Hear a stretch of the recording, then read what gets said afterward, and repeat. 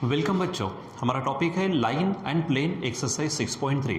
Exercise 6.3 को जैसे बच्चों हम देख रहे हैं तो वहाँ पर आपको इक्वेशन ऑफ प्लेन्स मिलने वाले, ठीक है। तो लास्ट टाइम में हमने इक्वेशन ऑफ प्लेन देखे और उसके ऊपर कुछ न्यूमेरिकल्स भी देखे खुद इसी एक्सरसाइज के 6.3 के।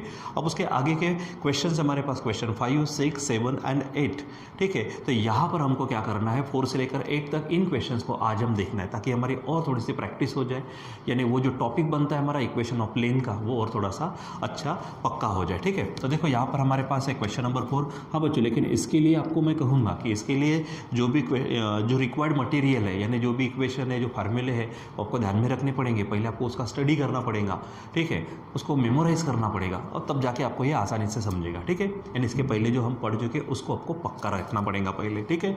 तो चलो देखो क्या कहा है यहाँ पे उसने, reduce the equation, this equation is given, ठीक है, आर इंटू ये सब है is equal to 78 to normal form. कौन से फॉर्म में लाना है इसको, नॉर्मल फॉर्म में लाना है। तो पहले लिख लेते हैं इक्वेशन ऑफ प्लेन, यानी सिंपली लिखेंगे गिवन प्लेन, ठीक है। तो गिवन प्लेन क्या है, चलो बताओ, वेक्टर आर इंटू, देखो क्या है, 3i 4j 12k, यहाँ लिखेंगे हम 3i plus 4j plus 12k is equal to, यहाँ दिख रहा है मुझे 78।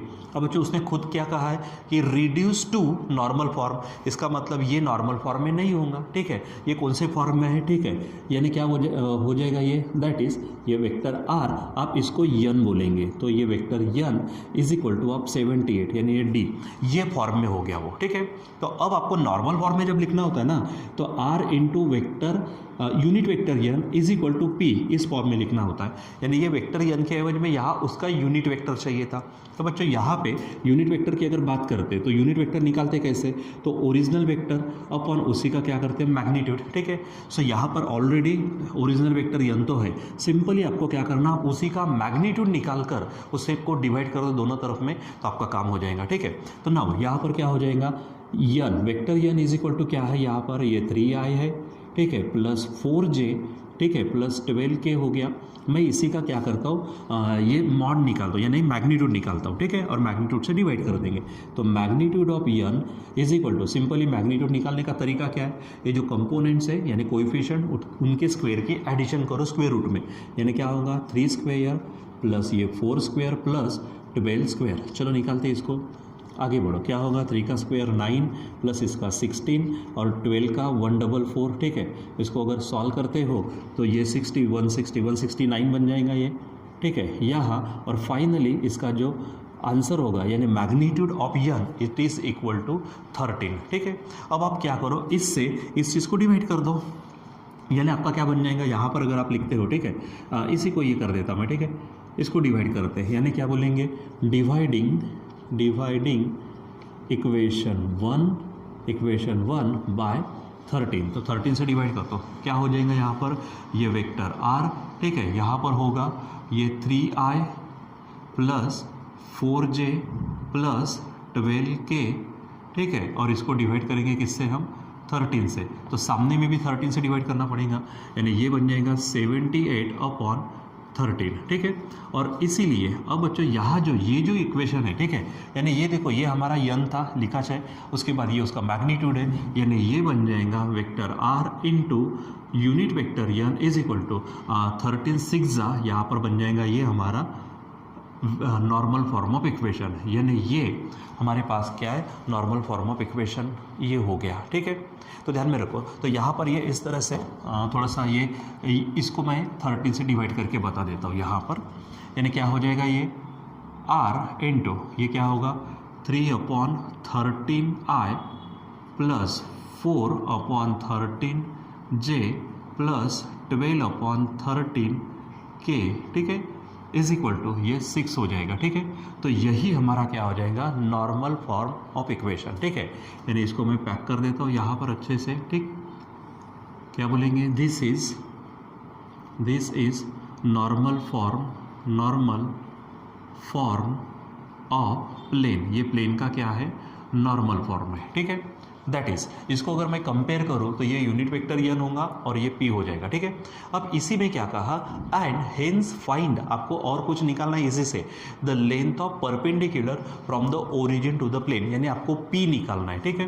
कंपेयरिंग अबो इक्वेशन, ठीक है, क्या बोलेंगे हम, कंपेयरिंग कंपेयरिंग अबव इक्वेशन, ठीक है, अबव इक्वेशन विथ, अगर मैं इसको r into vector N is equal to p से ये करता हूँ, ठीक है, सो क्या मिल जाएगा, ये जो p है, p इज इक्वल टू क्या होगा, 6 हो जाएगा, p इज इक्वल टू क्या हो जाएगा, 6, और यही हमारा परपेंडिकुलर डिस्टेंस होता है, ठीक है। सो क्या बोलेंगे हम, length of perpendicular from origin to plane, ठीक है, ओरिजिन टू द प्लेन, ठीक है, यहाँ पे इसको ही लिख लो, दिस इज लेंथ ऑफ, यानी इसको कंप्लीट यहीं पे कर लो, ठीक है, this is length of perpendicular to the plane, यानी हमारी लेंथ कितनी हो जाएंगी, 6 हो जाएंगी, ठीक है, प्लेन से। अब और क्या कहा, direction cosines of the normal, ठीक है, नॉर्मल के, ठीक है, डायरेक्शन कोसाइंस लिखने हैं, ठीक है। तो ये जो बच्चों, ये हमारे पास क्या है, यूनिट वेक्टर यन है, ठीक है। नाउ एज हमको मालूम है unit vector N is equal to Li plus mj plus zn के हम यहाँ पर लिख सकते हैं, ठीक है, और यूनिट वेक्टर यन कौन हो जाएगा हमारे यहाँ पर, 3/13i plus 4/13j plus 12/13k, ठीक है, इज इक्वल टू क्या हो जाएगा, Li plus mj plus nk हो जाएगा। अब इसको रिस्पेक्टिवली अगर हम कंपेयर करते हैं तो यल यम यन यानी डायरेक्शन कोसाइंस मिलेंगे, तो यहाँ पर हम लिख देते हैं। सो क्या बोलेंगे यहाँ पर हम, direction cosines of the normal के डायरेक्शन कोसाइन क्या हो जाएगा, l is equal to 3/13, m is equal to 4/13 और n इज इक्वल टू बच्चों बन जाएगा 12/13, ठीक है। तो यहाँ पर ये क्वेश्चन जो उन्होंने दिया था, पहले हमको जनरल वेक्टर इक्वेशन दिया, उसके बाद में हमको क्या करना था, नॉर्मल फॉर्म में ला लिया, उसके बाद वो परपेंडिकुलर डिस्टेंस निकाल दिया और direction cosine of the normal भी निकाल दिया। जो जो उसने पूछा वो हमने यहाँ पे काम कर दिया, ठीक है। चलो अब आगे बढ़ते हैं क्वेश्चन नंबर 5 के लिए, ठीक है। देखो क्या कहा, find vector equation of the plane passing through the point having position vector. ये तो मालूम है पॉइंट ए से जाता था तो उसका पोजीशन वेक्टर क्या लेते हैं हम, ए, यानी क्या बोलेंगे हम यहाँ पर गिवन लिखेंगे। गिवन क्या हो गया यहाँ पर, vector a is equal to क्या हो जाएगा, आई प्लस जे प्लस के, ठीक है।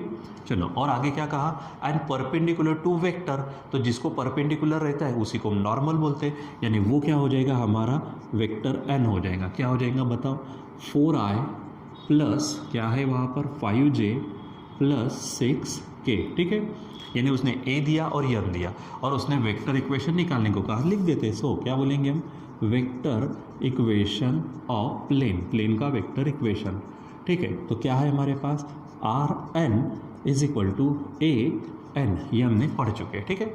चलो ये आर को एज इट इज़ रहने दो, ठीक है। यन क्या है हमारे पास में, यन इसको रखो, तो 4i plus 5j plus 6k, ठीक है, इज इक्वल टू वेक्टर यन क्या है, i plus j plus k, ठीक है, इनटू देखो a और यन की वैल्यू यहाँ पे रख रहे हैं हम, तो यहाँ पे होगा 4i प्लस यहाँ पर हो जाएगा ये 5j प्लस 6k, ठीक है। अब इधर में सॉल्व करने की जरूरत नहीं, इधर ही करो। तो यहाँ पर डॉट प्रोडक्ट करना है तो रिस्पेक्टिव कंपोनेंट्स को मल्टीप्लाई करते हैं। यहाँ पे 1 है तो 1 4 ज़ा 4, यहाँ पर 1 है 1 5 ज़ा 5 और यहाँ पर 1 है 1 6 ज़ा 6, ठीक है। यानी यहाँ पर जो आएगा 4 और 5 9 और ये 15 आ जाएगा, ठीक है। सो हमारे पास वेक्टर आर इंटू क्या है, 4i plus 5j plus 6k, ठीक है, इज इक्वल टू 15।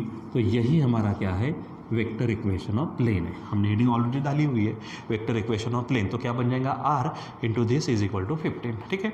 एकदम सिंपल जो चीज़ें हैं उसको फटाफट आप कर सकते हैं, ठीक है, क्योंकि हमारा ये हो चुका है ऑलरेडी, ठीक। चलो आगे बढ़ते हैं क्वेश्चन नंबर 6 के लिए। क्या कहा उसने, फाइंड कार्टेशियन इक्वेशन। अब कार्टेशियन इक्वेशन को हमने देखा हुआ है, कैसा है, a x minus x1 plus b y minus y1 plus c z minus z1, ठीक है, इज इक्वल टू 0।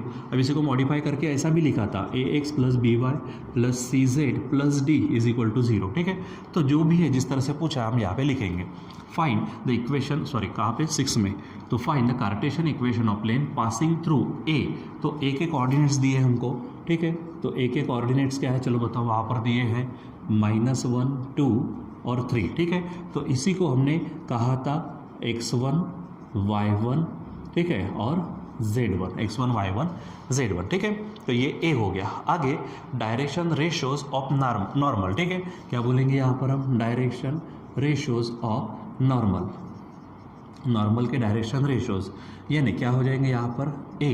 a कितना दिया है? 0, यहाँ पर b हो जाएगा हमारा 2 और c हो जाएगा हमारा 5, ठीक है।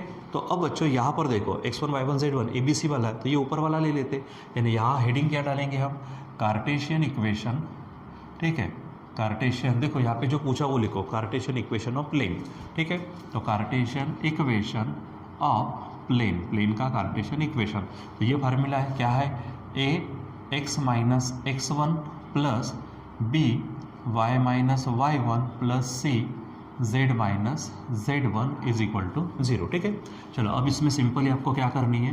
वैल्यूज़ को पुट करना है। तो ये a देखो, a हमारा क्या है? 0 है, x माइनस x1, तो x1 क्या लिखेंगे हम यहाँ पर? -1, ठीक है। यहाँ पर इसको पैक करेंगे, प्लस b हमारे पास क्या है? 2 है, तो ये 2 y माइनस y1, तो y1 है आपका 2, प्लस c क्या है हमारे पास? 5 है, यहाँ लिखेंगे 5 z माइनस z1, तो z1 है हमारे पास में 3, ठीक है, इज इक्वल टू 0। अब बच्चों देखो ये पूरा का पूरा 0 हो जाएगा, तो इसको 0 लिख लेते हैं, प्लस यहाँ पर क्या होगा? 2, ठीक है, y माइनस 2, ठीक है, प्लस 5 क्या हो जाएगा यहाँ पर? इसको थोड़ा सा हम मल्टीप्लाई कर देते हैं, ठीक है। तो ये 0 हो गया पूरा, ये 2 इंटू वाई 2y, ये 2 2 ज़ा क्या हो जाएगा? 4, ठीक है, प्लस ये 5 इंटू जेड यानी 5z माइनस 5 3 ज़ा 15 इज इक्वल टू 0, ठीक है। अब 0 को हटा दो, सो ये 2y ये प्लस 5z लिखेंगे हम, और यहाँ पर देखो -4, ठीक है, यहाँ से बना हमको -4 और यहाँ से ये -15, तो -4 -15 ये बन जाएगा हमारा -19 इज इक्वल टू 0। या तो ऐसा लिखो या फिर आप ऐसा लिखो 2y plus 5z is equal to 19, ऐसा लिखा तो भी चल जाएगा, ठीक है। तो ये हमारे पास है Cartesian equation of the plane, ठीक है। एकदम सिंपली ऐसा काम करना है, ठीक। चलो 6 हो गया। अब क्वेश्चन नंबर 7 को देखते हैं। 7 में क्या कहा उसने? देखो find the equation of plane through a, ठीक है, ए दिया है आपको, ठीक है, and parallel to XY plane दिया, ठीक है। तो कोऑर्डिनेट्स क्या है ए के? ठीक है, तो ए के कोऑर्डिनेट्स है 7 8 6, 7 8 6, ठीक है। तो यहाँ पर हमसे या तो इसको हम x1 y1 z1 बोल देंगे, ठीक है, x1 y1 z1, ठीक है, इस तरह से बोल दो, ठीक है। या फिर उससे हम a भी निकाल सकते हैं। अब क्या कहा उसने? Parallel to the XY plane, ठीक है। अब अगर मान लीजिए कि पैरेलल टू XY प्लेन अगर है बच्चों, ठीक है, तो वहाँ पर क्या होता है? XY प्लेन को पैरेलल है, ठीक, मतलब वहाँ पर हमको Z पे मिल जाएगा वो, ठीक है। तो XY प्लेन के लिए हमारे पास में जो ये है, ठीक है, इक्वेशन ऑफ प्लेन निकालना है। एक मिनट। बच्चों यहाँ पर ना एक्चुअली जैसे यहाँ पर कार्टेशियन इक्वेशन पूछा ना, तो यहाँ पे भी फाइंड द कार्टेशियन इक्वेशन, ये चीज़ चाहिए, ठीक है। यहाँ पर क्या चाहिए? कार्टेशियन इक्वेशन ऑफ प्लेन, ठीक है। थोड़ा सा उसको ध्यान में रखो, ठीक है। यानी इसको यहाँ पर ए निकालने की जरूरत नहीं है, डायरेक्ट x1 y1 z1 से काम चल जाएगा, ठीक है। फिर से देखो क्या कहा? Find the Cartesian equation of plane through a. तो ए हमने लिखा x1 y1 z1 and parallel to XY plane. तो मैंने कहा हम देख रहे थे XY को पैरेलल है बच्चों, ठीक है, यानी प्लेन XY को पैरेलल, तो नॉर्मल किसके ऊपर आ जाएंगी? Z के ऊपर, ठीक है। तो Z के ऊपर है, यानी जो यन रहेगा वो Z वाला हो जाएगा, ठीक है। तो उसके डायरेक्शन रेशो लेती है, तो डायरेक्ट Z के डायरेक्शन रेशो, ठीक है, तो उसके क्या हो जाएंगे? 0 0 1 हो जाएंगे, ठीक है। यानी क्या बोलेंगे? As plane is parallel to XY plane, ठीक है। ये क्या है? XY प्लेन को पैरेलल है, ठीक है। यानी गिवन प्लेन यहाँ पर XY प्लेन को पैरेलल है, ठीक। Given plane is parallel to XY plane, ठीक है। सो क्या बोलेंगे? So direction ratios of normal, ठीक है, नॉर्मल टू द प्लेन क्या हो जाएंगे यहाँ पर?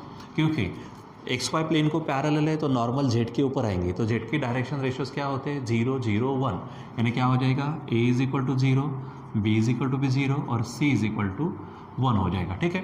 अब हमको कार्टेशियन इक्वेशन चाहिए, तो यही बच्चों इसी तरह से हम उसको सॉल्व करेंगे। यानी क्या हेडिंग डालेंगे यहाँ पर हम, कार्टेशियन इक्वेशन ऑफ प्लेन। चलो बताओ क्या फार्मूला है यहाँ पर, ये देखो ax minus x1 plus b y minus y1 plus c z minus z1 is equal to 0। अब पहले रुको, a है 0 x माइनस x1, तो देखो यहाँ पर x1 क्या है 7 प्लस b भी 0 है, तो y माइनस y1 क्या है 8 प्लस c, तो c क्या है हमारे पास में 1, ठीक है, इंटू z माइनस z1, तो z1 कितना है हमारे पास 6 इज इक्वल टू 0। अब देखो ये भी 0 हो जाएगा प्लस ये भी 0 हो जाएगा, प्लस 1 से मल्टीप्लाई करके वही आएगा इज इक्वल टू 0, ठीक है। सो सिंपली 0 छोड़ दो, ये 0 छोड़ दो, 6 को उधर ट्रांसफर करो, तो z इज इक्वल टू क्या हो जाएगा 6, या तो z minus 6 is equal to 0 बोलो, या फिर z इज इक्वल टू 6। तो बच्चों ये हमारे पास यहाँ पर क्या हो जाएगा, कार्टेशियन इक्वेशन ऑफ प्लेन। यहाँ पे थोड़ा सा ध्यान में रखो कि यहाँ पे ये पूछा था कार्टेशियन इक्वेशन, ठीक है। चलो अब हम देखते हैं क्वेश्चन नंबर 8 को। देखो क्या कहा उसने, the foot of perpendicular from origin to the plane. याद करिए हमने जब लास्ट टाइम में देखा था तो फुट ऑफ परपेंडिकुलर, ठीक है, यहाँ पर ओरिजिन से देखा था, तो ये हमने उसको नाम दिया था यन, तो उसका यूनिट वेक्टर यन निकाला था। अब लेकिन यहाँ पे उसने नाम क्या दिया है, एम दिया है, तो कोई हरकत नहीं, यहाँ पे हम यम ले लेंगे, ठीक है। क्या दिया वहाँ पर हमने हमको 1 0 0, ठीक है, तो यहाँ पर यूनिट वेक्टर हो जाएगा, यानी जो यन के लिए काम होता था अब यम के लिए हो जाएगा, ठीक है। ये देखो आगे क्या कहा उसने, find vector equation of the plane. आपको क्या निकालना है, vector equation of the plane. यानी हमारे पास फार्मूला था कौन सा, ये r unit vector n is equal to p था, तो अब एम के जगह पे हम यहाँ पर क्या करेंगे, एम ले लेंगे, ठीक है। यानी हमको ये हम निकालना है। तो बताओ यहाँ पर एम के जो कोऑर्डिनेट्स दिए हैं, तो एम के कोऑर्डिनेट्स क्या है 1 0 0, ठीक है। इससे मुझे पहले वेक्टर यम मिलेगा, तो वेक्टर यम सिंपली क्या होगा आई, ठीक है, 1i plus 0j plus 0k लिखने की ज़रूरत नहीं, ठीक है। और इसी से मैं क्या कर लेता हूँ, यूनिट वेक्टर m निकालता हूँ, ठीक है। तो unit vector m is equal to क्या, वेक्टर यम अपॉन उसका मैग्नीट्यूड, यानी वेक्टर यम का ही मैग्नीट्यूड। तो ये क्या है i है, और नीचे खुद क्या लिखेंगे हम, यानी i के लिए हमारे पास में क्या, ठीक, तो i के लिए हमारे पास होगा 1 प्लस 0 स्क्वायर प्लस 0 स्क्वायर, तो सिंपली आप यहाँ पर क्या लिख के रख दो, i अपॉन 1 होगा, यानी i जाएगा, ठीक है। यानी unit vector m is equal to unit vector i हो जाएगा सीधा, यानी ये यूनिट वेक्टर हो गया। अब हमको क्या करना होता है बच्चों, जैसे हमने अभी देखा कि r m is equal to p रहेगा, तो पी क्या होता है हमारा परपेंडिकुलर डिस्टेंस फ्रॉम ओरिजिन, ठीक है। तो ओरिजिन ओ समझो, तो उसको मैं निकाल देता हूँ, तो पी इज इक्वल टू, ठीक है, यानी जो परपेंडिकुलर डिस्टेंस है वो निकालना है, तो ओरिजिन से निकालना है, तो ये ओ एम हो जाएगा, ठीक है। अब ओ एम अगर है तो आपको क्या करना है, डिस्टेंस अगर निकालना है तो हमारे पास में फार्मूला है कौन सा, रूट में x2 minus x1 whole square plus y2 minus y1 whole square plus z2 minus z1 whole square. तो यहाँ पर ओ यम है, तो यम के लिए क्या हो जाएगा 1 माइनस ओरिजिन का तो 0 0 है, ठीक है। यानी डायरेक्ट उसको काम करो तो आंसर फिर से सॉल्व करके हमको 1 ही मिलेगा, ठीक है। और फिर फाइनली लिखो क्या बोला था उसने, वेक्टर इक्वेशन ऑफ प्लेन, ठीक है, नॉर्मल फॉर्म में रहेगा वो, तो वेक्टर इक्वेशन ऑफ प्लेन, ठीक है। सिंपली क्या होगा यहाँ पर r into unit vector n के एवज में m लेंगे इज इक्वल टू p हो जाएगा, ठीक है। सो वेक्टर r और यम देखो, यूनिट वेक्टर यम कितना आया है, unit vector i is equal to p, तो p की वैल्यू कितनी आई है 1, तो यही हमारा क्या बन जाएगा यहाँ पर वेक्टर इक्वेशन ऑफ प्लेन, जो हमारा नॉर्मल फॉर्म में रहेगा, ठीक है। सो इस तरह से बच्चों यहाँ पर इन क्वेश्चंस को सॉल्व करना होता है, ठीक है। अब यहाँ पे वर्ड लिखने में नहीं आया था, तो ध्यान में रखो यहाँ पे Cartesian equation of the plane ऐसा चाहिए था, ठीक है। तो इस तरह से इन सभी क्वेश्चंस को सॉल्व करिए, उसकी प्रैक्टिस करिए, बाकी विद्यार्थियों के साथ शेयर करिए, ठीक है। यहाँ पर अभी हम रुक जाते हैं, बाकी कंटिन्यू करेंगे बाद में। Till then bye.